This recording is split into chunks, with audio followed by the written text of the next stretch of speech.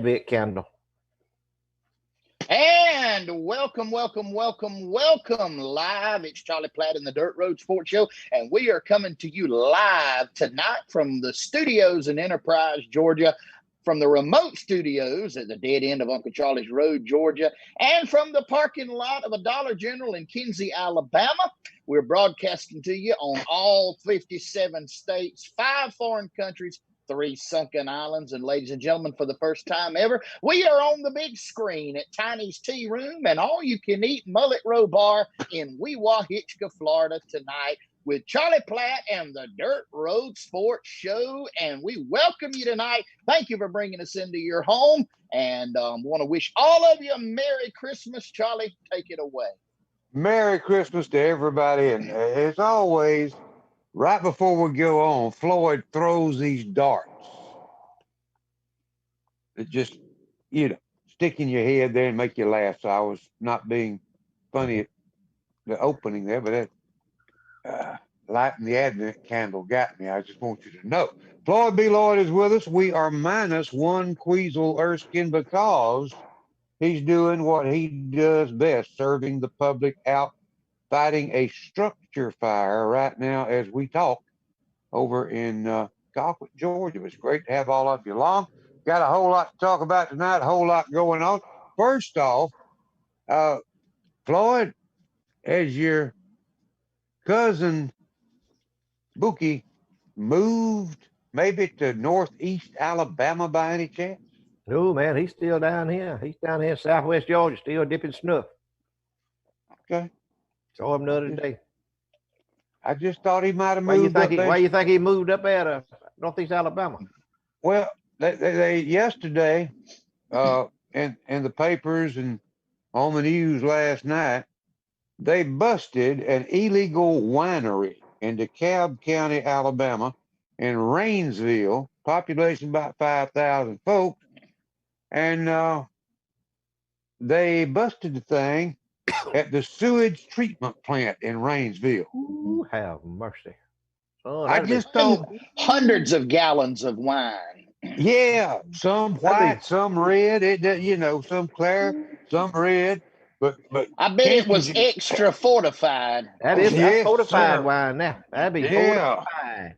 How in the world they get away with? Who was doing all that? Was folks slipping in there at night and making wine, or who was that? City employees? No.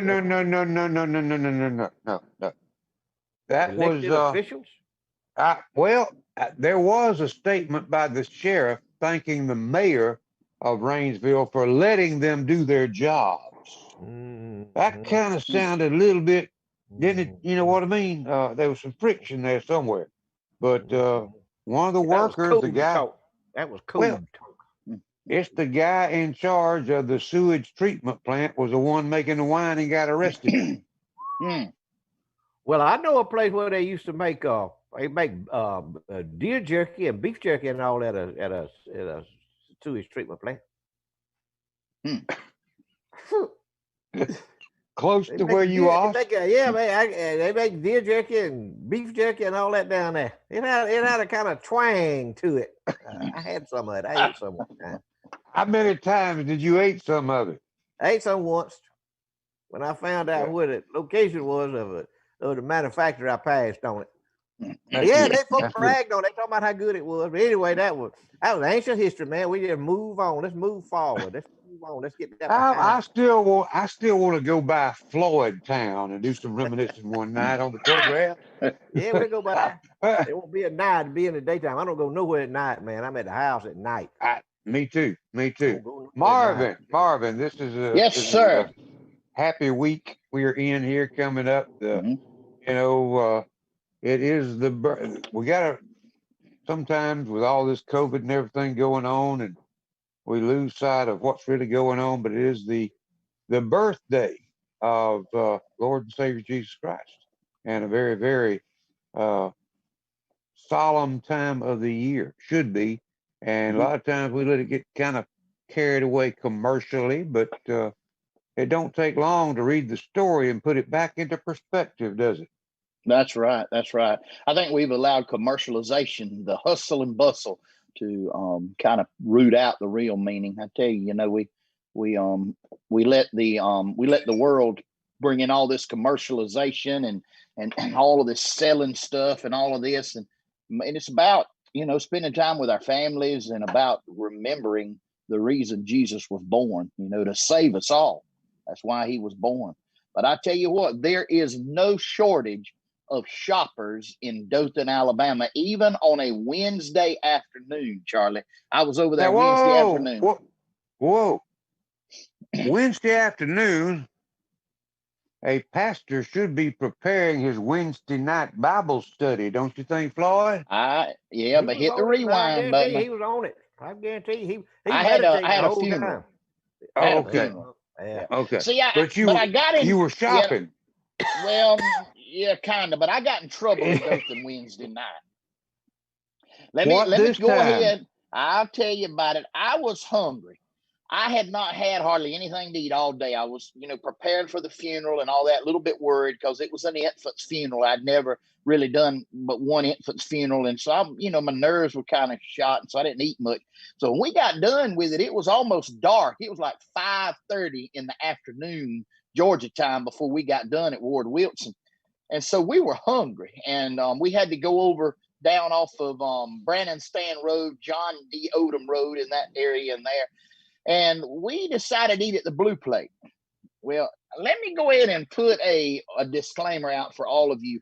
It's kind of like never go to the grocery store super hungry.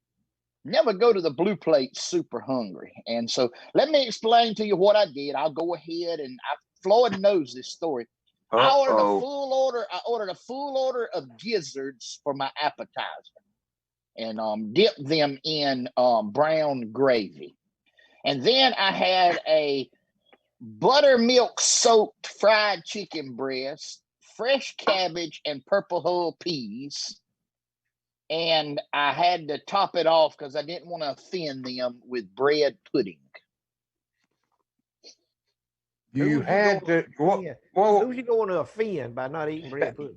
Well, I didn't know if I might have offend the folks that own it or the server or somebody. I didn't want to offend. My grandma always told me don't never offend a cook. That's right. Always take what they put out there in front of you and eat it and say it was good. And how many of that full order of gizzards did you share with other folks at the table? Well, see, the bad thing is that my wife and daughter, neither one will consume gizzards, so I had them on my own. And then let me finish. I will say, and last night I went to the Moby Dick in Colquitt, and I had my first red mullet roe in the last 2 years. That's the first set I've had in 2 years. You having the syrup with it? You're doing the syrup with that red roe? They had to go in the back. I had to special request it, and the young boy, Hayden, didn't know what he said. I don't think we got in him. Daddy Bucks. That's what he got me. Daddy he Bucks brought it out. Daddy Bucks. Oh, I bet $1 million gallons of that stuff poured out around over here. Oh, what you talking about? Daddy Bucks. Man, that's what Plus, my daddy used to like. We got Well, Rita Mock watching. We got the Oggs over on Smiley Street watching. We got a new friend of ours, Oxford Construction, Chris Turner from the big city of Norman Park, Georgia, is watching us tonight. Hey. Yeah, they're watching us over there. We're making it all the way to Norman Park, Georgia. Our signal is Julio and Rojo from Albany, Georgia, watching. And she wanted everybody to know that she gave Floyd and Nadine that Christmas tree hanging on the door behind Floyd there. That's exactly right. That's right. Fonsalvo Bainbridge is watching too tonight, and we welcome all of you. I don't know if this is just some of the people watching. I don't have the stream of everybody, but these are some of the folks that we are watching. Tell Lothario to get that picture I just sent ready, and I'm gonna run through my list if I could. Ann and Mike Boyd, Natalie Smith, Andy Johnson up there on the river at the river bend, Mark Farmer, Don Clements. Good to hear from you, Don. Tony and Bonnie Lane, Ronnie and Jane Hicks up in Abbeville. You got Kevin Branton, Cynthia Bowie, good to have you. Tammy Miller Brown, Mark Jernigan, Melissa Tillery, Roland Thompson, old musician buddy from years and years and years and years ago. Danny Ellenberg, Raymond Varnum, Nick Snellgrove, Jimmy Clark, Wayne Helms, and Sarah Jo Bradford. Hello, Merry Christmas, Sarah Jo. And let me mention this: the Tennessee stud Ron Fuller. Do you know him? Do you know him, Marvin? Oh yeah. Okay. Lothario, put that picture up. Ron and the entourage, and he, by the way, said he's eaten at the Blue Plate several times. They have some good eating, and they do. Chris does a great job. General Spagner is watching tonight up in Auburn, Opelika area. And the picture we're going to bring up was sent to me by Diana just a few minutes ago. And it is a picture of Ron. And actually, this is the new, they'll be operating a 6-man tag match soon at a wrestling match near you. And if we get that picture up, it is. Well, Charlie, the producer has left the building. He's back. Oh, he's in there. I see him right now. He was laid down or something. Anyway, the picture, we want that picture, Lothario. Yeah. This is Ron. The one in the middle will be his grandson, which I think Charles has finally made it to a teenager age of 13. And I want you to look at Charles next to his granddaddy. Of course, granddad's on the left, Charles in the middle, grandson, and oh my gosh, there's brother Robert Fuller. That's some of the clan getting together for the holidays down in Seminole, Tampa, Florida area. And if you get a chance later on, Ron, give us a ring. Love to talk to you for a minute on the show. But good bunch of folks down there watching in Seminole, Florida. You any more on your eating? Did you finish your eating story there, Marvin? I finished it. I finished it. The Meltons, Marianne and Robert, are watching us from Salado, Texas tonight. All the way from Salado, Texas. We going out that far, man. We 5,000 watts, ain't we? Strong. I'm telling you, son. I told you. We are on the big screen tonight, first time ever in Weehawken, Florida. Strong, you know it. What about that massage parlor we was on last week, the big screen? What was the name of that again? Yeah, I can't even think of it. I sent them an invoice because they wanted, but they couldn't handle it no more. They ripped the crowd got so rowdy after we come on. They ripped the 57-inch TV off the wall. They ain't even got celebrating now. I've seen celebrations like that a long time ago. Yeah. It had rabbit ears on it. It wasn't no 57-inch flat screen. It had rabbit ears. It was about a 14-inch with rabbit ears on it. Somebody 10-4. Somebody fell over into it there. They fell into it. It wasn't on purpose. It wasn't like busting a guitar on stage or nothing. No, nothing like that. Yeah, okay. I was looking on my little screen here. I got a name or two on here. Sheila Durden Williams. She's watching, and I find this amazing. This is ironic. I was just having supper with Miss Sheila and her husband Richard Williams at the Moby Dick tonight. And you remember Larry Durden, Marvin? You remember Larry Durden? He loved the three-legged hog story that the Floyd always told. Yeah. His son and his wife was at it now. We had a shrine club. I'm a Shriner, and we had our shrine club meeting tonight at the Moby Dick. And I tell you what, that was some good food. Y'all need to go to the Moby Dick. Y'all go check them out, man. They stay back open for business. They still serving that good food in there. Good food and good service. But I saw Miss Sheila. Thank you for watching, Miss Sheila. Tell old Richard I said hello. Good being with y'all tonight. Hello, Richard Peterson. Glad you are watching too tonight. Merry Christmas to all of you that are joining us on the show tonight. And we just want to tell y'all thank you for inviting us into your home each week. We started this thing out kind of as a COVID quarantine conversation, and it just kind of moved into it, and we enjoy it each week, and we appreciate those of you that repetitively invite us into your home. Boys, are y'all ready for this one? Willa Fall.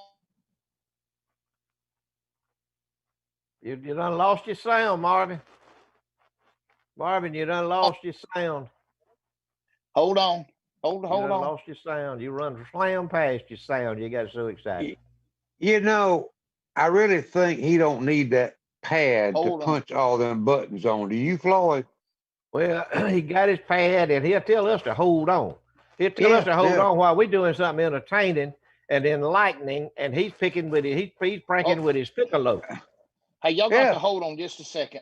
We're not going to hold on, Marvin. You go ahead and do what you're going to do, and let us know when you get ready to say something important. We got a phone call on the line, and my roadcaster ain't connected, and I got to get it connected. Hold on, just be patient. Is it a Roadmaster? I reckon we're just gonna sit here and be quiet the whole time you picking on that thing. Well, y'all go ahead and talk, because I think I got Ron Fuller holding him. Hold on, Ron. Hold on. Yeah, just hold on. I don't know. Y'all keep talking and leave me out of this. I'll be right back. Going back Charlie, to what you were saying. What you been doing this week, Charlie? What you been doing? Anything interesting? You been y'all been doing any commerce over there around with you and your fellow? Y'all been selling anything or buying anything? Tell me something good, man. We were doing some buying and selling in the farming business. We weren't selling any livestock, but he sold his and he really only picked up pecans at a couple of 3 trees out of the many trees. Heck, I heard they wasn't buying those Stewarts, and that's about all the trees he's got is Stewarts. But we did make it into a situation where we sold the pecan crop that was picked up, and we did this on Thursday, I believe. And he ain't over it yet. He, in fact, they're thinking about, starting grief counseling for him because of the way the pecan price, the way this thing came down. And I do want folks to type in their comments on my page or on Marvin's Floyd's page. But he sold 408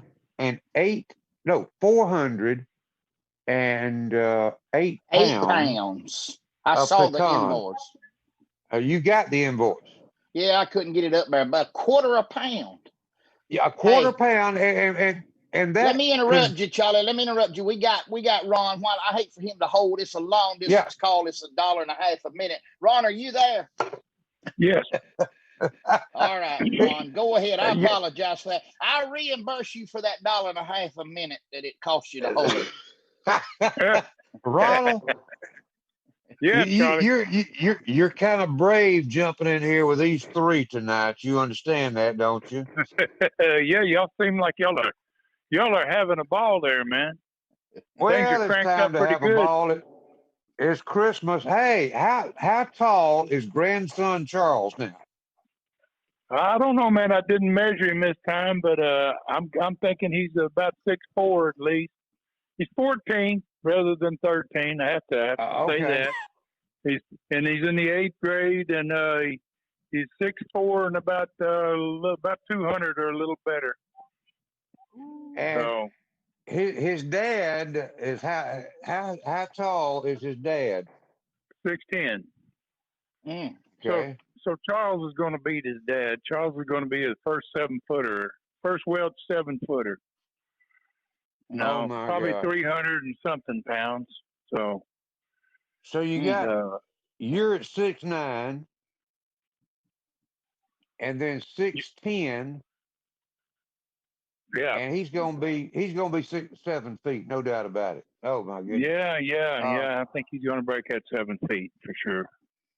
You know, it's a special time of the year. We'll want you to call in just for a minute tonight when I got that picture from Diana and reflect a little bit on your second, third, and fourth careers. You have born into a wrestling family, became a promoter wrestler, then got the soccer business, then retired, and now you have got something going on the internet called Tennessee Studcast. You talk wrestling every week. You do podcasts, and you're covering the history of your family, which started in 1928, correct? The wrestling did. A little earlier. About that, my granddad Roy Welch started in about 1924 in Ohio. Yeah. Wrestling? And, yes. Yeah, he started wrestling professionally in 1924. Yeah. He trained the first wrestling bear. I mean, my granddad was a pretty wild character, man. Had one of the biggest territories in all of wrestling. Ran wrestling in 12 southern states at one time. And he kind of got the whole family into it. And I come from the largest wrestling family on the planet. Never been a family that had as many members as what we have that have been in the sport. So, we've been around a long time, and I got into hockey. That's what I got into, Charlie. And just out of the clear blue, didn't know a darn thing about hockey. Got into it and ended up having a couple of the most successful minor league hockey teams in the history of the sport. And just did some tremendous business. Been blessed in many ways, haven't you, buddy? Oh man, I have been tremendously blessed by the good Lord. Yes, I have. Went into ADT business. Never put a security system. Didn't know what one was, and within 3 years, I had the 12th largest ADT dealership in North America. So yeah, the good Lord really blessed me. And then I wrote a book too, Charlie. I got a book out now too, so I'm an author. Yeah, and that is a fiction that about a lion that escapes a zoo in Knoxville, Tennessee, and ends up. It's kind of the animal version of Jaws, and the lion gets loose in the Smoky Mountain National Forest. It's kind of like I don't know if I want to go to Gatlinburg anytime soon, Marvin, because you need to read the book. It's called Brutus. Brutus is available. Yeah, where is it available, Ron? Yeah, it's on Amazon. You can get it on Amazon.com. Put in the word Brutus and novel, and they'll take you right to it. Or you can get it on my website, Tennessee Stud, tnstud.com, and I'll autograph it for you. You buy it there. So and it's becoming a pretty popular book. I think it's going to have some legs. I think it's going to do good. A lot of people compare it to Jaws. I'm just knocked out by that. I can't believe it. Can't be that good. It's never going to be that good, no doubt. But just be brought up with him. Now, I want to jump into something with you, Charlie. Man, I hear y'all talking about daddy pucks, syrup, and kind of makes you want to come this way, don't it? Oh man, it's my favorite syrup. I gotta have some of that. You guys got to get me some down here. Yeah, we'll get you. And we can load you up with daddy bucks. Oh yeah, and you got that great cornmeal up there. We don't have any Pollard cornmeal down here in Tampa. Oh man! So he's talking my story. Yes, sir. The preacher likes that kind of talk, Ron. Marvin Man, always likes that. Good to hear from you, buddy. Want to wish you a Merry Christmas to the whole family down there in Seminole, Tampa area, and also to tell Miss Flossie happy birthday. I mean, Merry Christmas from all of us up here in Alabama. Yeah, I will. In fact, Charlie, Miss Flossie got her vaccine, her COVID shot yesterday. 93 Really? years old. 93 years old, got her COVID shot yesterday. So, That's great, you know, Ron. so, and thank you guys, and Merry Christmas to you, Charlie, and all you guys up there. I really miss that part of the country. Y'all keep it cranked up. Sounds like y'all gonna have some fun tonight. We are. Merry Christmas to you, Ron. All right. That was the Ron. Tennessee stud himself. Ron Fuller, legend. He is a legend, and blessed to be able to call him friend, good friend. All right, Floyd. Before I got my sideways there, Willanook Farms. We're reaching all the way to Willanook Farms tonight. They are watching Baker County, Georgia. Laura Blind in Jacksonville. Debbie Womble says thanks for entertaining us. Jill Cooper Love and Randy Dynamite King watching us tonight. Him and Delia. You know, I put a thing on Facebook not long ago. I was just thinking, you know, I'll sit around and I ponder things, you know, I reflect. I do a lot of reflecting because I got a lot of reflecting to do. And I was reflecting in there and I put on there, I said, I'm old enough to remember when we threw lit firecrackers, lit M80s and cherry bombs out of the window of a moving automobile. And some people didn't understand that. They didn't understand it. And one lady, my friend, and I figured she would have known better. But anyway, she says, "What were you throwing them at houses?" I said, "Houses, cars, human beings, mailboxes, etc." Yeah. I wanted to make sure you got that in there, Floyd. Yeah, man, the statute of limitations is long gone. All them folks that we put them cherry bombs in the mailbox, they dead now. They gone. They ain't nothing left there. Put you out of the jail now. Yeah, you know they what put you in jail. You'll be a terrorist. You could buy back in the day. You could buy a gross 144 cherry bombs, M80s, or silver salutes for $3. Yeah, we kept them. I mean, I talk about 144, and they had those waterproof fuses on them. And I have heard stories of young teenagers knowing where someone in town lived that might like to partake of the adult beverage frequently after about 5 o'clock every afternoon, and by 8 o'clock was well on his way to La La Land. Intoxication. And what they would do was go to the store and buy a pack of them Camel cigarettes. That's right. With no filter on them. That's right. Light that cigarette up and put it over that waterproof fuse and place them all around the house and a couple even under the edge of the house. And they'd be gone. They'd ease off. Could be a quarter mile away with binoculars watching what happened. Yeah. You can't even buy cherry bombs and M80s anymore, can you? Them boys used to do that at school. Them boys that smoked. I never did smoke no cigarette, but they'd get out there and they'd be drawing down, squatting around out there, you know, squatting out there, and they'd have one, you know, doing like that, and they'd be pulling on their stick. When they pull a cherry bomb out of the pocket of their coat. We had our pockets full at school, you know, and they stick one of them cherry bombs up in that cigarette and lay it down. And by that time the bell would ring and everybody be in the classroom. And by 5 minutes, 10 minutes later, booyah, man, that thing we had a little old short, fat school teacher named Miss Christine Miller. Man, she was a holy terror. Man, she would wear your rear end out. And anyway, she jumped.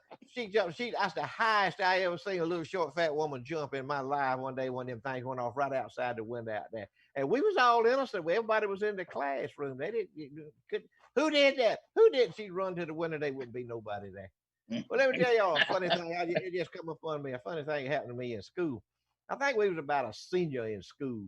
Christmas was letting out. You know, we let out for Christmas 2 weeks for Christmas. Man, that was one of the most glorious days of your life when you in school and you fit to go home for 2 weeks for Christmas. So anyway, the principal, Mr. Ed Everett, he had got on the loudspeaker. They had loudspeakers in everybody's room, home room. We had a home room, then had a loudspeaker. And he'd get on there right after they played a gospel music song by Tennessee Ernie Ford on there instead of prayer. He would get on there and make an announcements for the day. And he had got wind that some of them boys, some of my buddies was going to be popping firecrackers around on the campus. And he got on the loudspeaker that morning. He said there will be no firecracker popping on the campus today. Anybody caught popping firecrackers said you're going to come to the principal's office and you're going to wish you never had seen a firecracker. So anyway, we all had our pockets full, you know, and everything. We thought we was going to pop some firecrackers, but he done put the word out. I mean, this was the law. Do not pop no firecrackers today on this school campus. So anyway, we said, well, dang, we got to come up with something. So we got down there at the end of the building down there, the building from the face of the old gymnasium, you know, Marvin, where the high school, it was a high school, the end of the high school hall. It had a kind of a covered walkway going over there to the gymnasium. So we got down there and we got us up some string and we got us some paper. Got us up some string, got us some paper, and we strung us off a place out there. It was probably about a 50 by 50 area out there. Strung it off and hung them papers on there that said firecracker zone. We put firecracker zone out there. And one of our old buddies, he was one of our good running buddies, David Hill. We sat in the classroom and then we heard something just a pow, pow, man. We run out there and see what was going on, man. He pulling them out of his coat pocket, lighting with his cigarette lighter, just throwing them everywhere. Pow, pow, in the firecracker zone. And man, by that time, Mr. Ed ever come out of there, he was still popping them in the firecracker zone. Everybody else on campus had better sense than him. But he got out there popping firecrackers. And son, I think when Mr. Ed got through with him, he didn't have no firecrackers and he didn't have no seat left in his britches either. He was having a large time, man. It was funny to us. It was big time. Hello to Lee Scott. Lisa Mixon. Thought you had left this world. No, and let's see. Several other folks that are watching from all over, everywhere. Santa Ronnie Joe watching, he and Melanie, and our cousin Brian Wells is watching, and he said that they blew a hole in I guess it was Uncle Dykes' syrup kettle scalding pot with an M80, blew a hole in it. Oh, mercy. I don't doubt it. Everything was like dynamite, son. They were like dynamite. Mini dynamite, what it was, an M80. Yeah. You can't buy them anymore. No, it's a terrorist weapon, what it is. Now they terrorism. And Dynamite King, he hit me back on the Facebook there, telling me something that I didn't know. I don't remember it. He said we was riding in the Pepsi car. That was that yellow Dodge I had. Said we was riding it one night and we was throwing M80s at Leroy Glass, who was the policeman there in Congress. Said we was throwing M80s and they was bouncing off the hood of his car. And I told him back, I said, we was acting in self-defense. Oh, Mr. Leroy Glass, we worried him some. Let me tell you. He never did shoot at us, Leroy. He could have, though, if he wanted to, and got away with it. At Christmas time, we do stuff like that. We around and we find we can find something to get into around Christmas time. But we're always have wars out in grass fields with Roman candles or bottle rockets. Yeah, whatever we could get. Yeah, shoot at one another. Yeah, that was fun. Mm-hmm.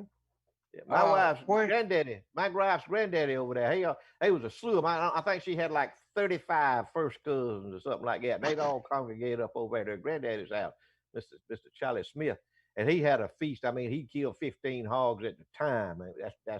That's how big a bunch he had over there. But she said they'd come around Christmas time every year. They'd have a big Santa Claus over there. and just they have a whole room full of presents and all that stuff in there. Just having a big time. Folks can't do that no more, man. I tell you what, we're living in a different society, a different world now, but we used to have some kind of good times. I'm telling you, we had some good times at Christmas time. Getting back to the question, we got sidetracked on the commerce deal. If you sell 410 pounds of pecans and you're getting a quarter a pound for the pecan, Sam was looking for a picture of Benjamin Franklin. You know what I mean, Floyd? Yeah, go get him 100, at least 100 out of that. Well, Some change. Well, the woman behind the counter that counted out the money and did the accounting work started counting it out.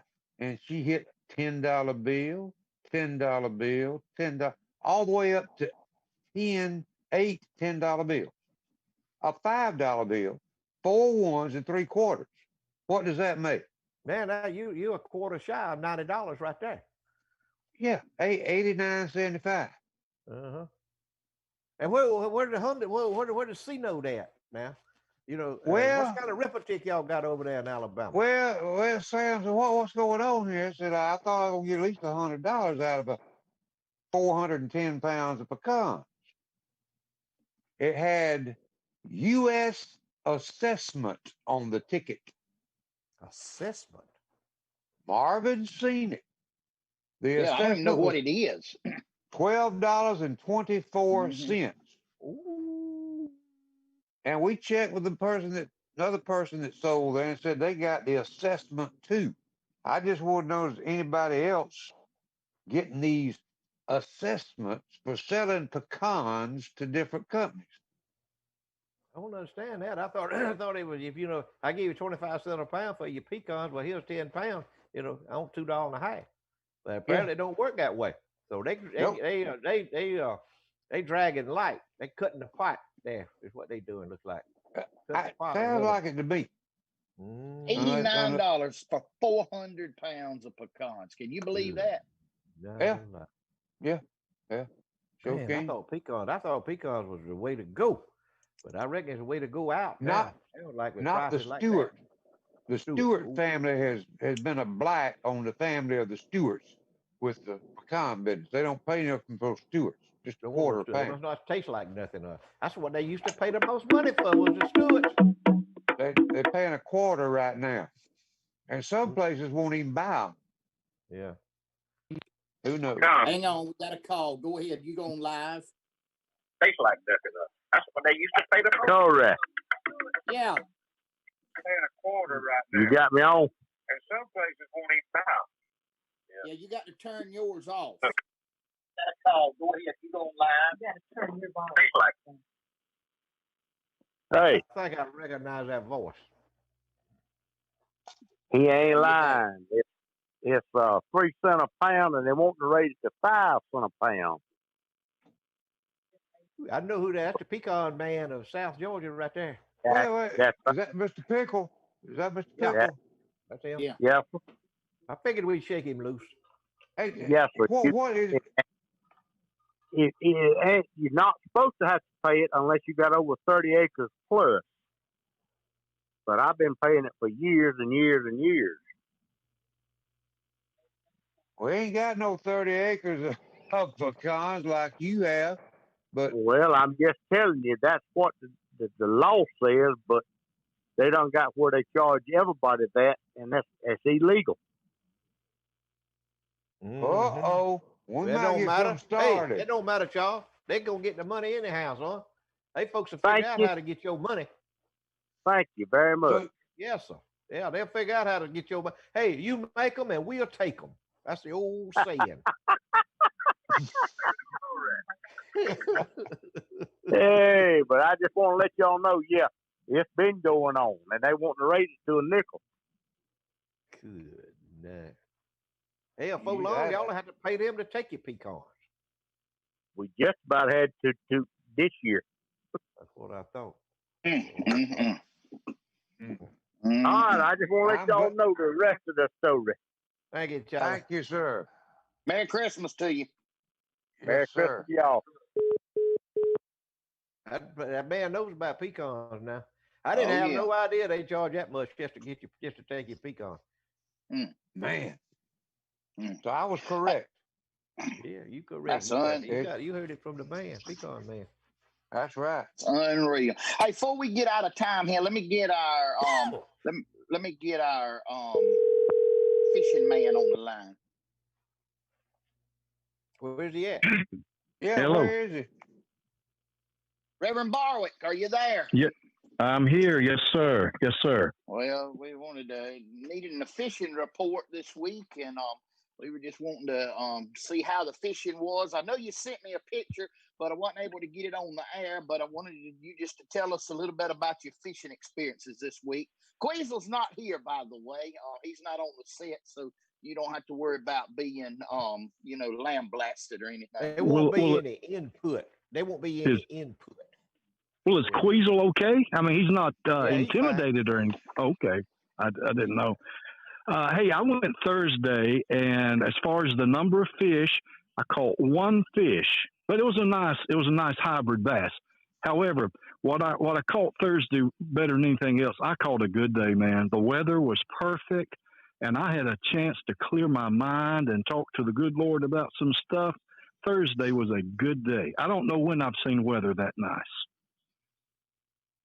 Man, I tell you what, that's a blessing right there. But you're exactly right. You know where your blessings come from, and you know what your blessings are. That sets you apart from a lot of people. That there ain't nothing never right with them, and they wouldn't be happy if they was at the foot of Jesus eating pound cake.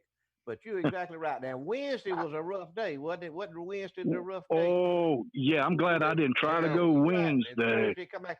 But let me tell you, what about all them frosts there, preacher? What about them killing frosts that we've been having? I ain't seen nothing like that in years. Man, it's chilly. But it looks so nice early in the morning. But I did find this out where I live. You know, I don't have a garage, and my windshield tends to get a good frost on it. But if I'll park that thing pointing in the east, as soon as that sun comes up, it'll take care of it for me. The Lord's got a way of just taking care of country folk, I think. How about that?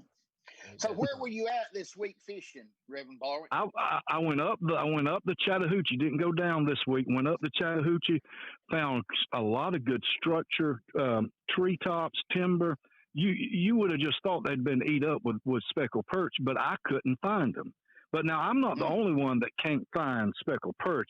There's a said deacon absent from the program tonight. He could testify too. But here's the deal, Corey. I could not have caught that one fish I caught sitting in my living room in my recliner fussing about my wife not letting me fish. I couldn't have done that.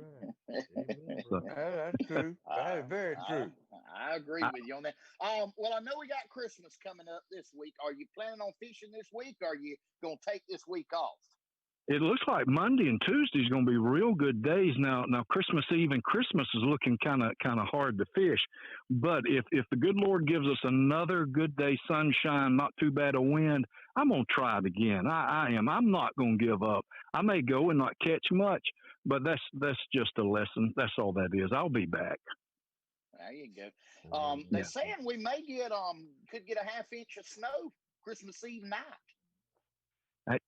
Wouldn't that be great, though? I would love that. Beautiful. Oh, nice white Christmas. Snow. Yeah. I tell you what, if it does, me and my wife's going to get out here and make snow angels. That's right. Yeah, you may get out there and make a snow angel. Okay. Brother Bob, we appreciate your fishing report this week. We sorry to get that picture up. It was a nice hybrid that he caught there. But we want to wish you and the missus a very Merry Christmas. Appreciate you being a part of our show each week, and good, happy fishing to you next week. Thank you. God bless y'all. We'll see you. God bless you, preacher. You need to talk to Larry King, Almost Live. Larry Almost Live King. Larry Almost Live King always catches fish every time he goes somewhere. Every time he goes, he feels a cooler full. Sometimes he brings. And he shares them. He shares them too. He share them with folks. Yeah. That's what you got. You got to have that sharing spirit in order to do things like that. And the Lord will bless you. Like he fed them. How many did he feed Marvin? 5,000. 5,000. What, 2 loaves and 3 fish? Or 5 loaves of bread and 2 fish. to two fish. and they had leftovers. 12 A lot. basketfuls. Baskets full of leftovers. Yep. And please. Well, Floyd, what about talking to us before we run out of time? I mean, this thing's getting away. We got about 10 minutes left. You got any short stories or short lists of books this week? Man, I got some short lists. I'm telling you, I got some short lists this week. I don't know if I ought to throw them all out there to you tonight. I don't know if you can absorb them all. Oh Yeah, yeah. I'm telling you now, y'all better bear down. Y'all better shuck it down. We're getting ready to shuck it down to the carb here. But short list. It's a real short list right here. Things that Joe Biden can remember from 2 hours ago.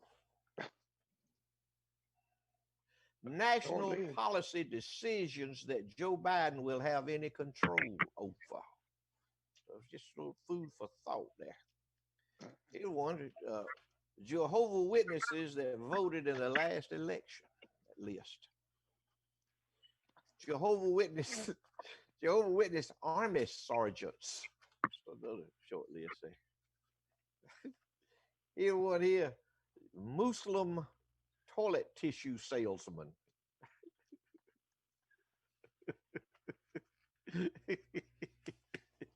Woo. Woohoo! Yeah. And that stuff's in short supply over there in Saudi Arabia. You got to look long and hard for it.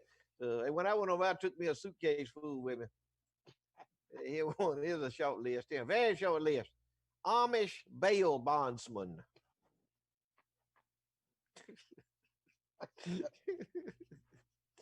And here's one. This is personalized. It isn't the person that I'm gonna call the name out knows exactly what I'm talking about. Charles Pickles tips on tying Christmas bows.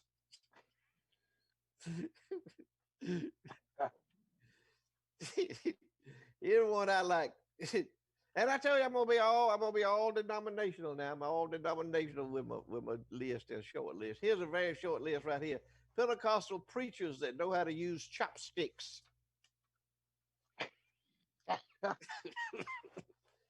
Ooh, let's see if I can find another good one over here. I got one. Man, I got one. Oh, let's see. Oh, wait a minute. Here. Well, hold it. I got to get everybody inclusive in here.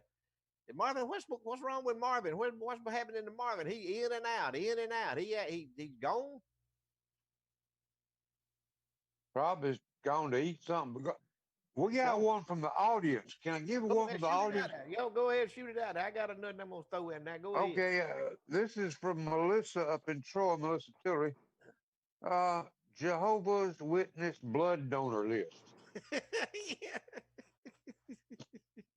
That's a good. Here's one right here. Marvin, are you listening? Can you hear? He's still picking on that piccolo. If he put that, if he constantly picking on something. Well, his finger or something. He's picking. All right, here's one right here. It one. Marvin's gone. Here's one right here that, especially this one goes out especially to our fishing report that was just on there. Jewish rabbis, Catholic priests, and Free Will Baptist preachers that know how to skin a deer. So that's about all I got tonight on the short list. I got some more, but I better save them for next time I'm on because I may run out of short list there after a while. Oh, me. Charlie, we're gonna have to go on without Marvin. Marvin's disconnected. I guess so. He's gone, baby. He's gone. I don't know what he's doing, but he's out. He's gone. Yeah. You can't have something.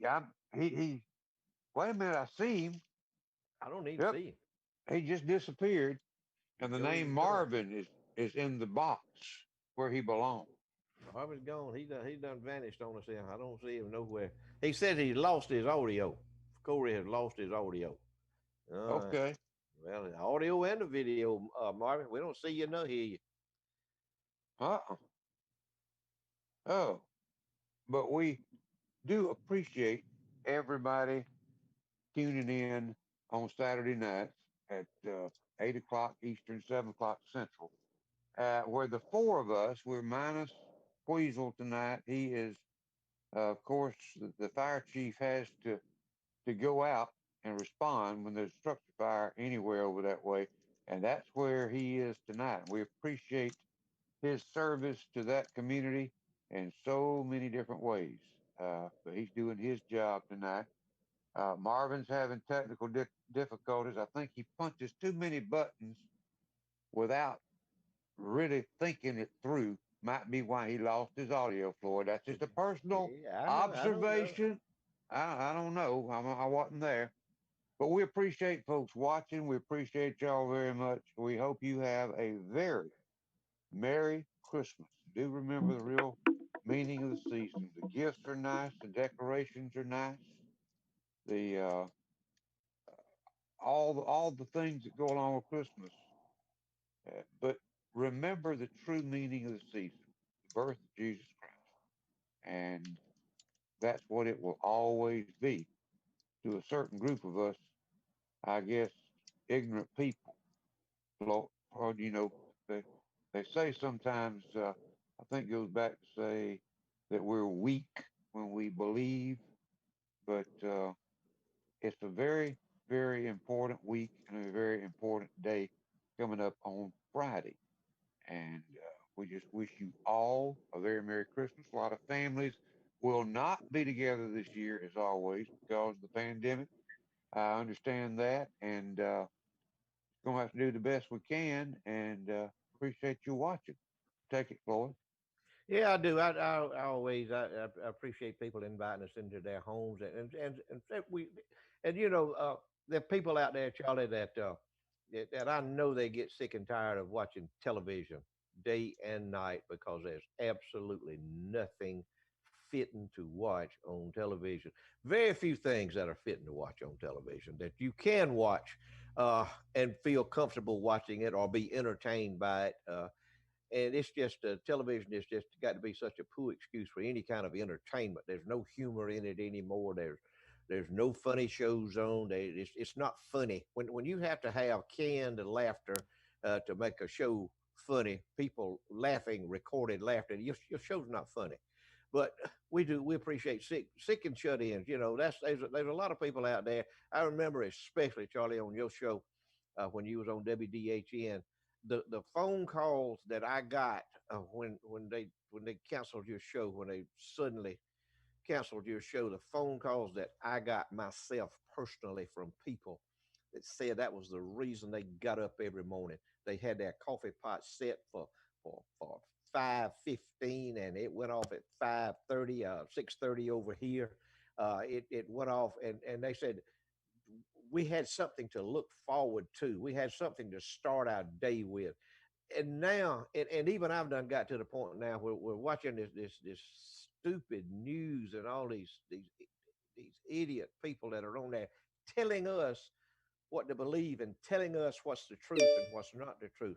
It's just absolutely disgusting. But I'm not saying that we're all that entertaining or that we're all that special or anything, but we think y'all are special. We think everybody that listens to us is a special person, a special human being, and we love y'all and we appreciate y'all doing it.